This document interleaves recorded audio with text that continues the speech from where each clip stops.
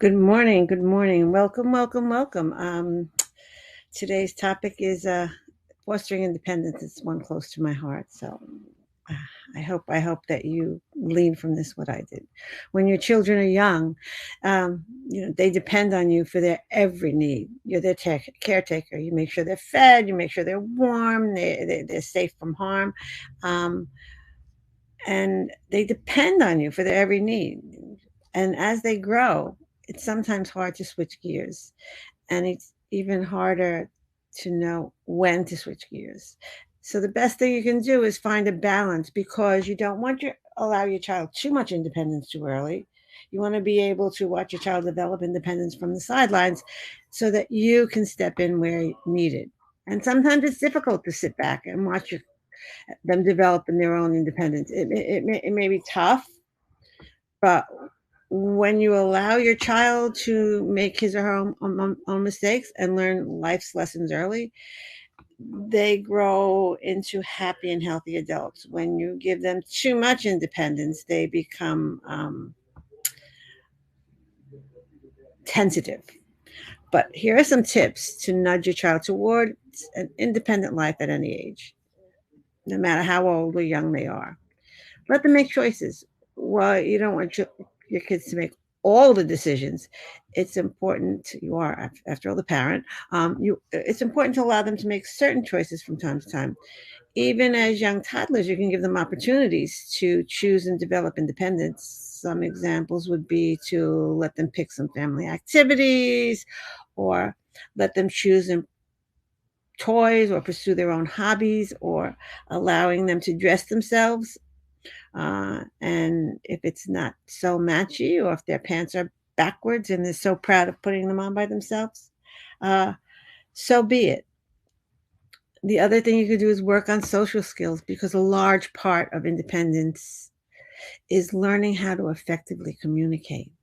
Uh, if your kids can't communicate, I don't know, properly, and properly is not the right word. If your kids can't communicate um, with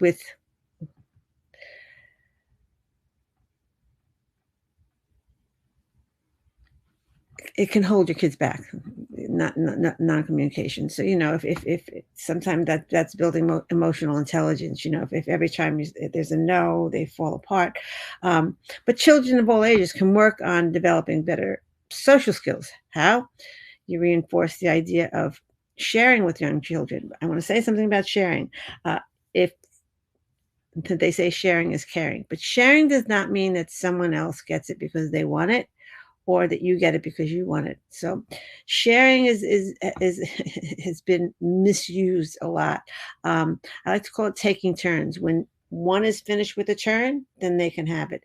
If you're inviting a kid to your house, and your child has some special toys that they don't like other children to touch, then they shouldn't be out when that other person is there. It's too hard for both the kids. I'm talking about young kids, even older kids. But so they can choose to have some things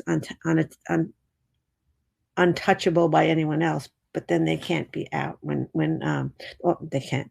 Then put them away when other people come over.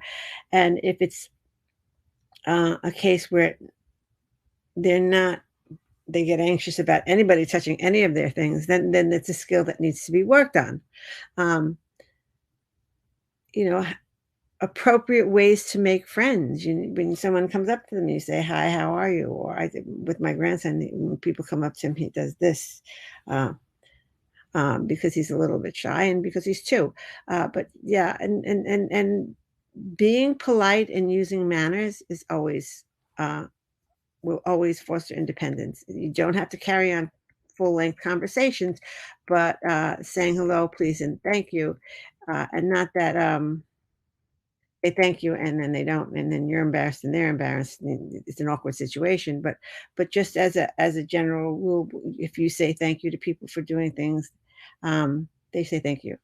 And was it, you can say, wasn't that nice of them? Do you want to say something to them if someone does something nice for them? So if you're talking about specifics for young children, When you create a good learning environment for your kids right from the beginning, they'll start to develop independence on their own.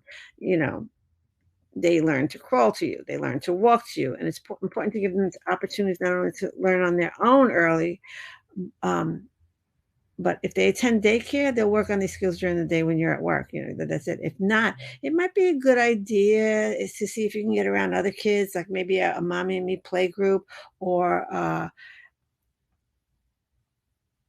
if everyone goes to the park at the same time, you kind of develop a playground, as they call it. I would call the parks in New York, but I'm talking about playground. You know, the same people go to the same play space at the same time. You develop friendships, and they develop friendships.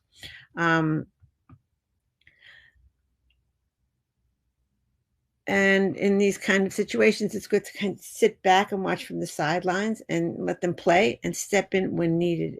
If your child begins to fight with another child over a toy or over a piece of equipment, you know, step in momentarily to reinforce the idea of taking turns. Um, and see what happens. But whenever your child shows positive social skills, make sure the behavior is acknowledged and praised, because they no matter what you think, kids want to please you. Uh, for older kids, there's a different set of challenges and requirements. You might be scared as they face life's tough decisions, but in the end, you need to trust that they'll make the right choices. You can't make all the decisions for them. You probably realize that your kids are smarter than you think. All you can do is keep the lines of communication open as your kids are growing up.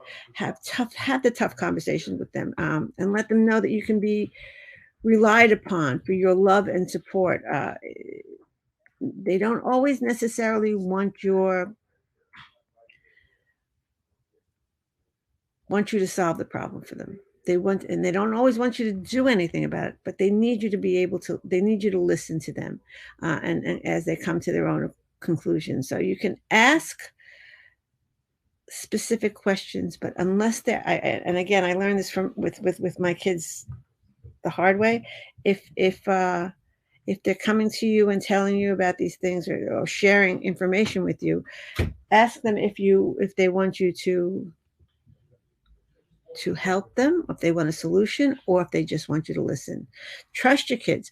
Monitor them closely if you have suspicions of negative activities. You shouldn't invade their personal space, but there are still things you can do. Keep track of their online activities. So important. So important. Uh, Ask them where they're going, with whom, and when they'll be back. That's, the bottom line. And that's not an invasion of property and privacy. And when you ask them when they're going, and they just say out, ask them to be more specific. As you set this up as they're younger, it will feed into where they're older. Will they be annoyed? Sometimes, yes, but it's part of your job. Set rules, set curfews to help them make good choices. And if you follow some of these tips, you'll be rewarded with joy and pride as your kids grow into capable, confident adults. And if you need help with any of these, I want to offer you, and maybe we could put it in the comments. Yes, I think I can put it in the comments. To look into the Encourage Greatness Inner Circle for a very affordable monthly fee. You can reach out to and get the support and help that you need, and community that you would need when these things get tough. And they usually get tough when kind of moving from one age and phase into another, because you change and your kid changes. Um, so I will put the link to the Encourage Greatness Inner Circle group in the comments, and you could check it out and look it over, because this parenting thing is not going to go away. It's with you forever. I have 4 grown children, and I'm still their mommies. They are capable, independent, contributing members of society, and they're adults. But mama's job is never done. right? You're always going to be there for them. You're always going to listen to their concerns. You're always going to give them advice when asked for. Unsolicited advice is really helpful. So if I learned one thing, it's to uh, keep my opinions to myself unless they're asked for.